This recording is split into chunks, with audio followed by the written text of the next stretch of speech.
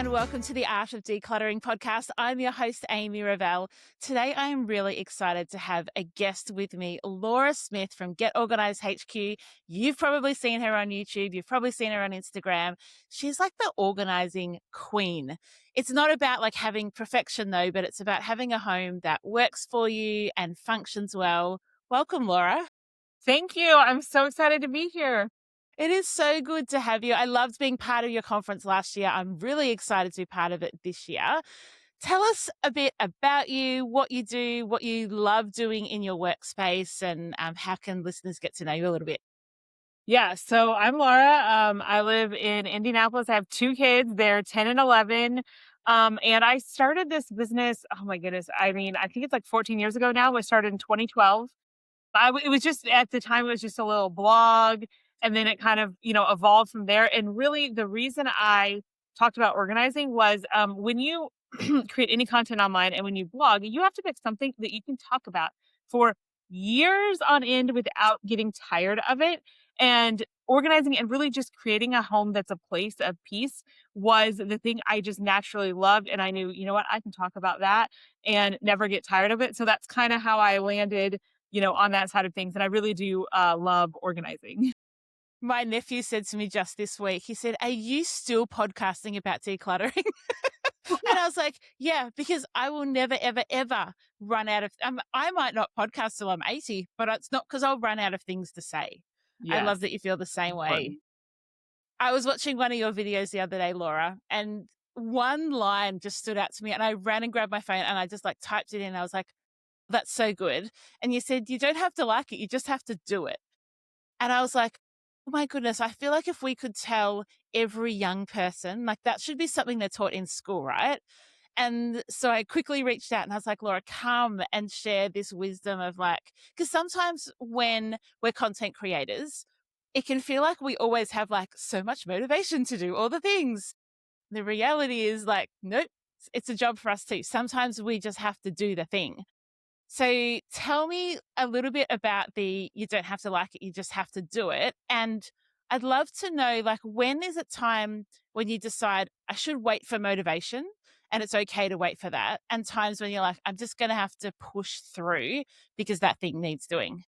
Yeah, so true. So that's just kind of like one of my mantras that I say, you don't have to like it, you just have to do it. I really tell my kids that all the time because kids kind of think that something is wrong if they don't enjoy every little thing that they're ever asked to do. And I'm like, that isn't really how life works. And if you take this into adulthood, your life is going to be a little rough. I hate to break it to you, but we adults kind of have to do a lot of things that, aren't our favorite. So I just, you don't have to like it. You just have to do it. And I think in the video, I was talking about how I've taken up running in the past 8 months. It was that, yes. Um, wow. It's not delightful, I must say. I mean, it's kind of hard. And especially lately, oh my goodness, it's been so hot. Huge. And it was hot.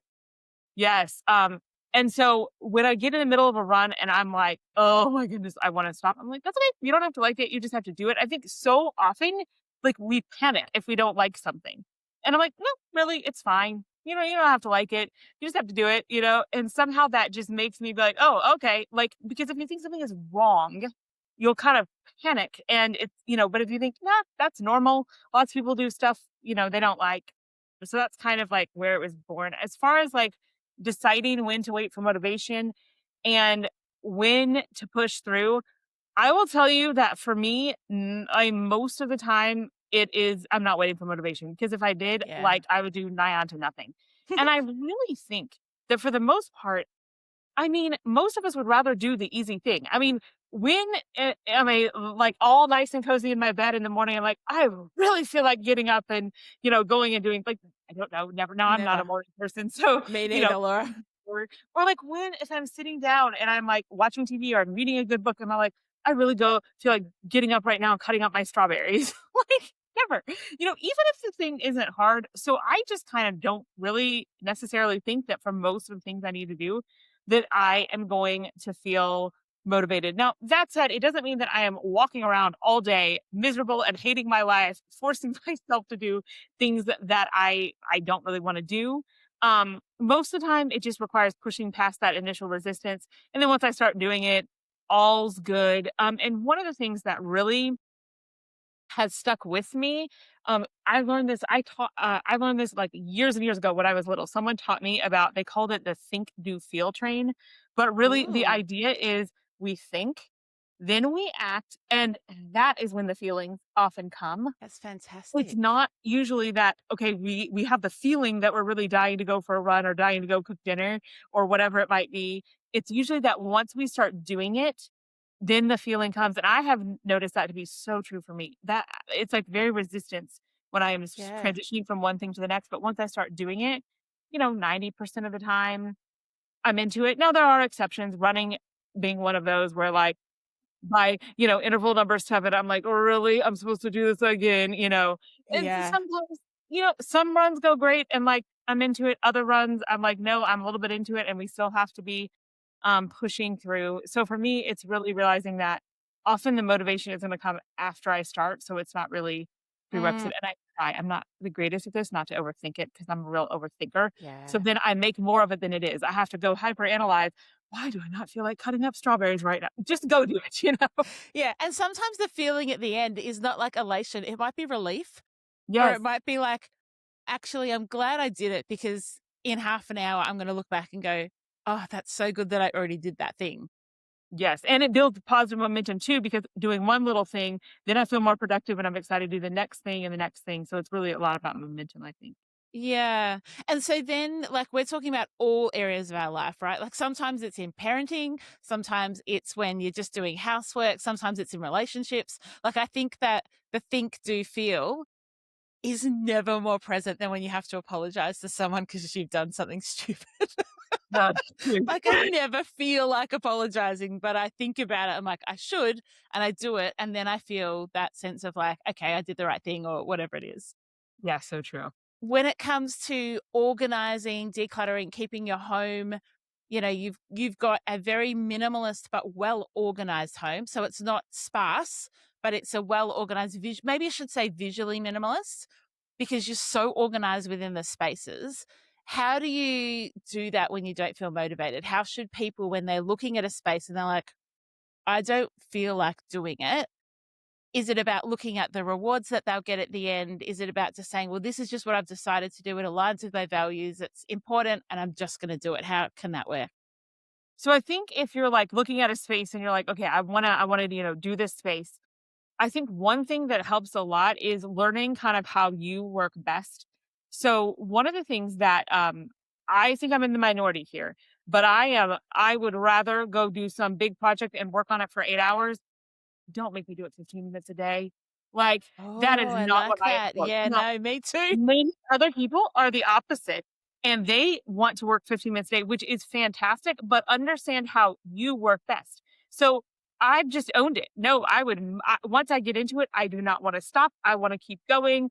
I get a lot of momentum, so I just lean into that now, and when I'm doing a bigger project, like, hey, we're reorganizing a closet, not, like, often I will set aside like a whole afternoon, at least like a good 2-hour chunk, sometimes a whole afternoon, or whole day, or even when I can. This is not always possible. Fortunately, my job is fairly flexible. So I can like this week, I'm minimizing work. Like I did a ton of work last week, and so we're doing the bare minimum there so that I can focus all week on like the home. So I kind of leaned into my natural way of doing things. That said, also, I mean, I say this a lot, just getting started. That's the hardest part, It's getting absolutely the started. hardest part. And also whether you're doing it all at once or whether you're breaking it up is making sure that you are, I mean, I would almost call it being nice to yourself when you're doing it, because I think what happens a lot of times is that you go to declutter something and we end up doing a lot of negative self-talk with, oh my goodness, I'm so embarrassed. How did I let this get so bad? How did I possibly buy 28 million of these things? Look at how much money I wasted.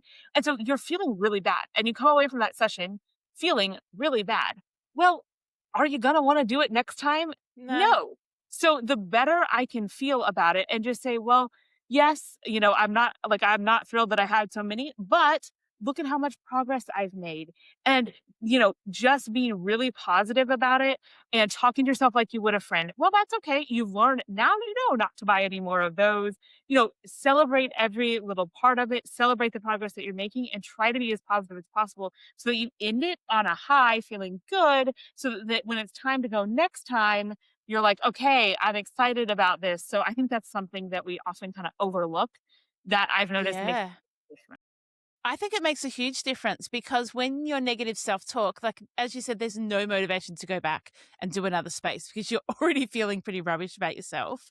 But if you end it with like, hey, look what I've done. One of the things I often say to people is take a before photo and take an after photo, even if it's just for you. I Even know. if all you're going to do is you're going to look at it and think, "Oh, that 2 hours was spent really well. Like I actually made a difference." Because sometimes you look at it and think, oh, I can't even tell what the difference is. But that's Yes. because you've forgotten what it was like before, right? That's true. Yes. It's so lovely being able to, um, be the be part of a community where you can tell people, like, how to start so that they end well, and I imagine it's kinda like that with your running, like, you're going, "Well, I know where I wanna end up, but somebody just tell me how to start." Like, somebody who's already finished, tell me how to start. When it comes to organizing, Laura, that is like you are so good at that. And I love watching kind of how you do different spaces, and you're really good at making labels look good, and it's just visually really pleasing. Do you think that that is something you've always kind of lent towards, is that visual beauty? Or is it something like that actually helps you keep on top of it because it motivates you? Like, how does that work for you? Yeah, so I think I've always been someone who enjoys the organizing aspect and visual beauty. And a couple things about that is, first of all, for me, it actually wildly helps me keep up with it. That's not true Okay. for everyone. Some people are what I call more functional organizers, where Yep, they me. need it to be really useful. Like it just, put, grab a old shoebox, write on it with Yep. a Sharpie if you need to, and that works for them. And other people are more motivated. Like if I love the space, I am naturally going to go through the effort to keep it up. But if I'm not feeling great about it, no, I'm not going to Mm, bother. So I know that it actually is something that helps me. And I also know what I like when it comes to how the space looks, and it may not be what's on trend. Like, I like really matchy-matchy. I know that's not on trend at all. yeah. It's supposed to be, like, all eclectic and found looking, Nah, but it's whatever. visually I want it, like, as uniform as possible. I know that that's what I want, and so I just, lean into that and, yeah, make like, spending that time on it and making it something that I'm really happy with is going to make me really motivated to keep up with it. It's just easier because now, like, everything has a home. It's the way that I want it to be, and it just feels more normal and natural to, like, put it away in the right spot versus a space that I'm like, "Hey, whatever," I'll just kinda toss something in there. So I think it yeah. is part of like, the way I set it up is a big part of maintaining. Yeah, and I think that that's I love that actually, Laura, because what you're talking about is the reason that I am functionally organized. So, I mean, I'm a step above the cardboard box and Sharpie. It's the same containers throughout the house. It's just like a little printed label. But the reason that it works for me is because it's functional. Like I can throw the things in there. Like my socks are all just thrown in. They're never matched and paired and organized. And so that's why it works for me, but that's why it works for you in having it like beautiful and nice to look at as well, right?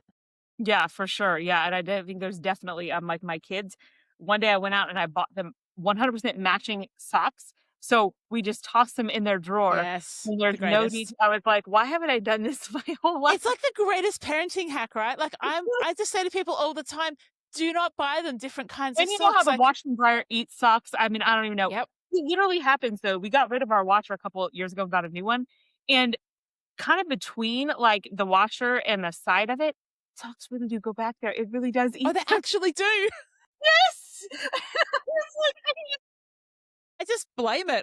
The poor washing machine just gets blamed for things it doesn't even do. yeah, yeah, so anyway, so yeah, that one's been a really fun one, and I've also trained myself eventually to not fold my wash rags. I have a bin, so you can't really see them, and I just throw them in there, and I'm like, "Why haven't I done this my whole I life? love that I you don't had to know." train yourself, Laura. Like that just describes you so well. Is you're like, no. I'm going to train myself to not fold the cloths. Exactly. I think I kinda like them. It's like a relaxing activity, but I'm like, "You are just wasting your time." Like, literally Yeah. no one cares. Unless you really did care. Yeah, Unless but that I was like, helped you get motivated to clean because you're like, oh, it looks so pretty. I want to grab one of those and go and clean. yeah, so that's one thing that I've done recently is just we throw them in. That's unreal. When, like you were talking about motivation and that having things well organized and beautifully labeled and everything has a home is motivating for you. Like we're talking about, like how do people get started? So you want to have that motivation at the start.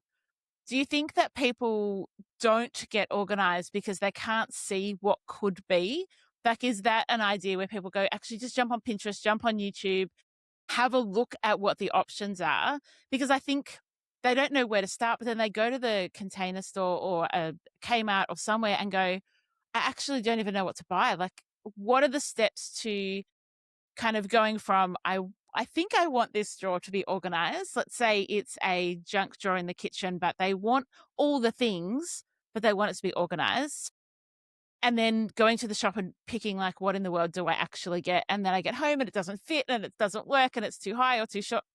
Give me your hacks to like having success in organizing a little space. Yeah, it can be overwhelming, so definitely what you said, starting with one little space. I mean, I like having like start with one space that you can be proud of, and I think it will naturally snowball from there because you do make like some momentum in that one space. But I mean, I always like to start with when you start with the space, declutter because you need to like get rid of what you don't need, and then you're going to be left with fewer things. Then categorize, so putting the like items together. And again, it sounds overwhelming at the beginning, but just going through and decluttering, okay, that's relatively straightforward. Now, making each individual decision can be a bit trickier. I do think functional items are way easier to declutter. They just don't have much sentimental attachment. So, starting there and then do that. Then we're just going to put the like items together. That's not that hard, categorize them, put them together, then see what you have. And that is the best time to go buy the bins that you need is once you know what you have and what you're actually organizing. In theory, what you might do is like, okay, here's what I have. I'm going to go get exactly this. In reality, for me, maybe there's some people who do that. I never actually do it that way because that takes way too long. I'm not going to like Yeah. organize my junk drawer and then go buy the bins. Like Yeah. instead, You're double handling. I overbuy and return. um, Great. that's what That I makes do. me No, I'm so glad you say that, Laura, because that's what I tell all my clients to do, and I was really, like, "Maybe it's inefficient. Like, maybe it's because 'cause I'm not like a super like, containers are not my jam." But no, I'm just like, "Just buy double what you think you need, and we'll just take them back." I know, I know. I feel bad because I feel like that's not like the conventional, but like that is Yeah. what we actually do is, and the one thing though is make sure you're actually going to return. Yes. Like that can be really hard and drag your feet on you don't want to end Yep. up with too much. The second thing that I do that helps tremendously with the whole, like if you want containers thing is I try to have like almost a container palette for my home. So the fewest number of containers I can organize with, the fewer different types, the better. So every drawer has the same drawer organizers. My multi-purpose bins, those are in the pantry, those are in the kids' craft closet, those are in the office, those are in the garage, those are in the car. The same bin used many times is way easier because you can have a little bit extra. They can mix and match, they can move from space to space. I also tend to avoid the cute seasonal colors because I won't be able Yeah. to get those next time. And I Good gravitate thinking. toward things that I can get at stores local to me. Now, there's a Mhm. few the drawer organizers I like I can only get on Amazon, but they come like packs of 80. So I have You're plenty of sorted. them. They're pretty cheap, but for the most part, if I can get it locally, that's a lot better because then if I need another one, it's going to be easier. So that's kind of the container principles that I use to try to keep it contained. And then you get really familiar with your go-tos and you just have those few and it's just easier to manage and then you're not waiting for your container. Mhm. You already have what you need. And then you just put the containers in, put the stuff in. And then I really do like labeling. Um, because it seems pretty these days, I will tell you, I think the older I get, the more okay I am with being more functional and less beautiful. Oh. I mean, I think I'm just getting busier and busier and I can't be Yeah. bothered sometimes. And so I get freezer tape or masking tape. So it doesn't damage any surfaces. It's like cream colored. and a Sharpie.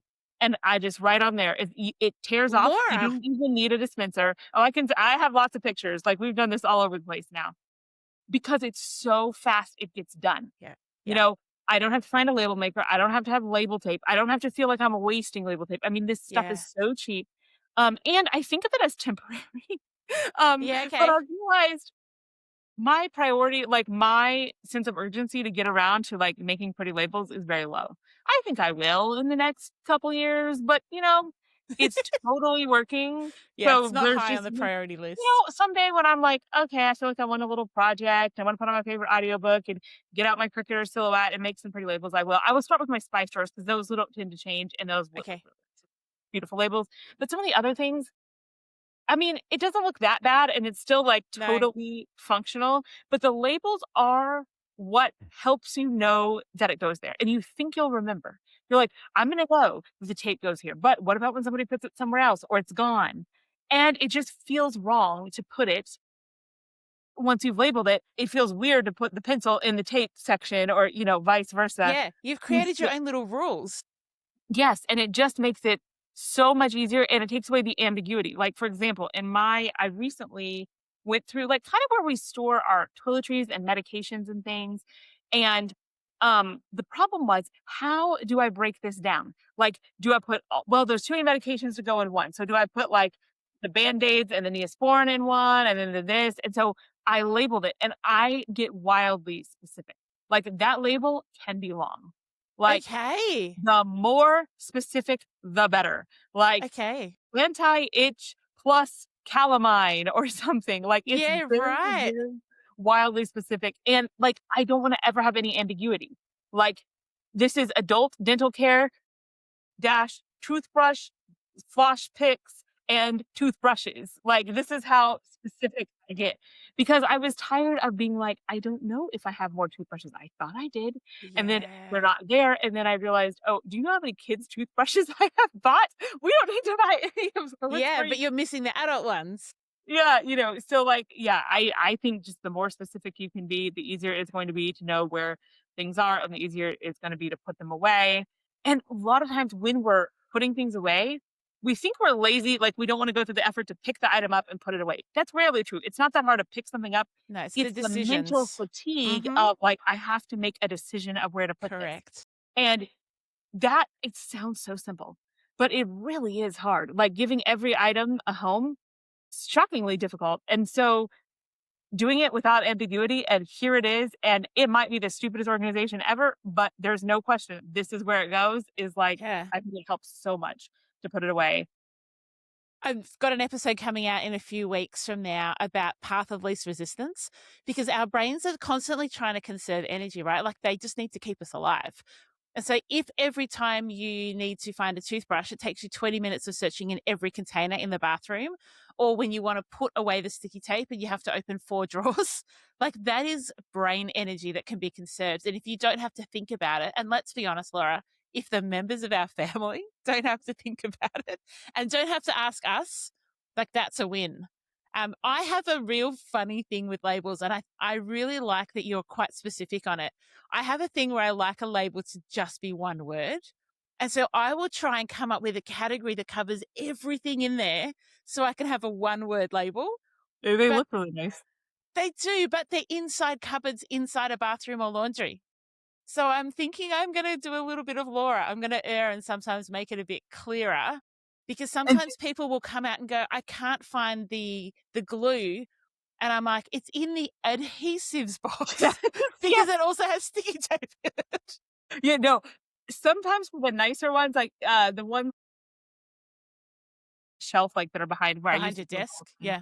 all Yeah. what I did was I did a big word that kind of overarches like Yeah. adhesives. But then below it in like a different font, it says every single thing, sticky dots, scotch tape, packing tape. So it still lists out the contents in great Okay. That's detail. smart. So I do That's that. smart Yes. because my categories can get pretty broad.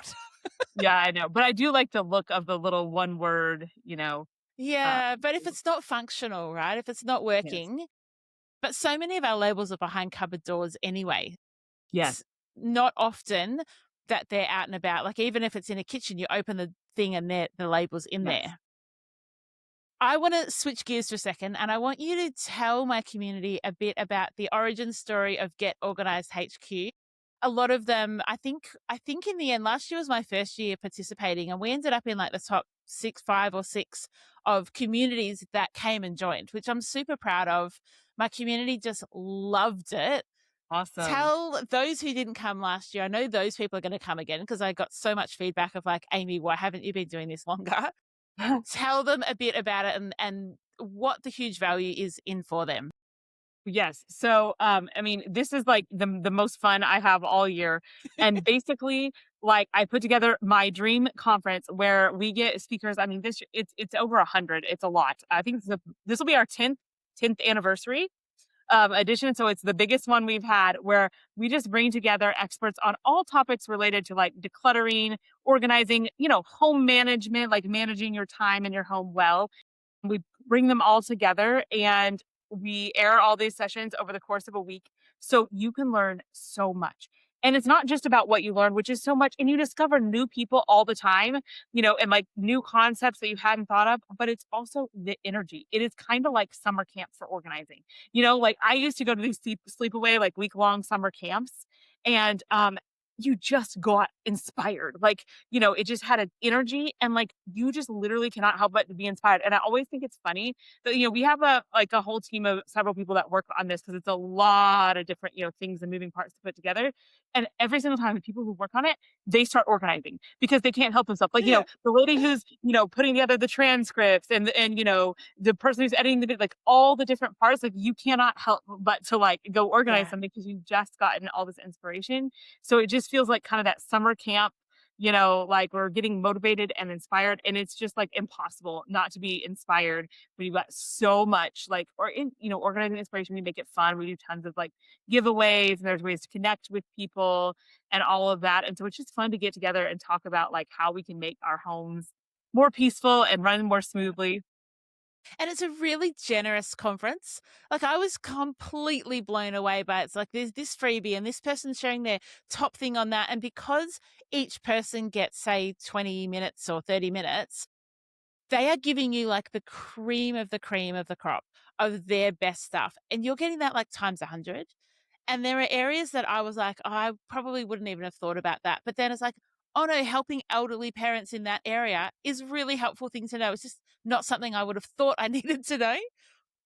The topics are just so wide ranging. And I think I said it last year to my podcast community. It is the most well organized thing I have ever been part of in my entire life. Like you ladies blow my mind with how much support we get as speakers, but how easy the communication is. Everything is it's so good, Laura. I'm blown Thank you. away. You're incredible. Yeah, we try to make it as easy as possible for everyone, so that yeah, you can just come and enjoy it and get the most out of the experience and all of that. So That's incredible. So what I want to say to my community is join up to my mailing list so that you will get like first eyes on once you can join. It's free to just come along. You don't have to pay a subscription or anything like that. You can come along for free. And then there's options if you choose that you want to have longer access or you want to get some additional things. You have that choice. But like it's free, people. It's so much value. It's unbelievable to me. So I'm really grateful, Laura, that I get to be part of it. I'm not sure last year, were there any other Australians as part of the you know, speaking group? I don't think there sure. were. Yes, you I were thought, representing. I um, know. I was like, yeah, Australia, here good we are. job. It's so good. All right, Laura, tell Years me. ago, Yeah. I sold when I first started, like my first couple years in business, I sold on Etsy quite a bit. And I Yeah. sold labels, like I made them custom, and my most Ooh, popular was like a standard Spice Star set. And did you know I sold tons to Australia? that's impressive because there ain't that many of us. I know. I sold so many to Australia and I was like, wow, like it just surprised me. I just don't think there was as many people selling them in Australia. No, So there wouldn't have been. from somewhere else, and they were really popular. It was when, like, those style of vinyl labels were taking off. Yeah, yep, So yeah, I just remember how many I sold there. I probably only did that for a couple years, and then it just got unstable. Like, I had a baby, and they yeah. trying to make all these custom orders, and, like, you have to weed out every little center of all the letters. It was fun. I loved it. Oh, that's But, time consuming though, right? yeah, it was very time consuming. But I wanted to hear like your favorite. Do you have like a favorite organizing product that you want to Oh, tell for my community sure. about? Oh, Number right. That was like no brainer. Yeah, number 1 for the past 10 years. I have, like, multiple videos on this alone. It's the multi-purpose bin. It originated from the Container Store, comes in 4 different sizes. It's open top, has a handle, so and it's kind of, like, vertical, so it is just so versatile. Pantries, garages, closets, everywhere. It can be used so many different places under sinks. And the different sizes work really well together. And the great news is, over the years, there are dupes. So Walmart now has a pretty good dupe. Target had a really good dupe. I'm really mad at Target because I think they're phasing it out. And I'm like, why would you do that? I loved it. My people loved it. You Yeah. need it, but I would just send my people to you. yeah, 2 sizes are gone. And so I'm seeing, I mean, I have no in with Target. They don't know who I am. But as far as I can tell, they're kind of phasing it out, but Walmart is still, going strong, so they have their own little dupe, and really the prices are relatively similar. Walmart's a little cheaper, but, it's just easier access. Now you can order online from the Container Store, although I don't know what countries they ship to, but, Walmart is just easier access for a lot of people, so that That's is kind of great. my go-to is the multipurpose bin. It's just the most versatile, and that's probably what I've used the most throughout my house for, like, many years. That's the greatest. I'll see if I can find a link for those outside of the US as well, and I'll put it in the show Yes. notes because I think sometimes the challenge is picking what you want. What I find really frustrating is when I find an organizing product. So my theory is 2 or 3 products throughout the whole house. Similar to you, I'm like using it in every available space. What I find really helpful is if I'm organizing a new space, I'll just go grab the container that's in another room and see how many I need to buy or see if that will fit the quantity that I've got of a particular category. And it's so much easier. And if Is I've changed the way that one space is organized, I just take those containers and put them in another space. But knowing what to start with, because I don't know about you, but the homes that I go into and they've got 50 different types, different colors, different lids, different class, different, and I'm like, this is really hard to organize because you have no consistency across it. So I'm going to put that link in the show notes. Laura, where can people find you online so that they can follow you and have more of your goodness?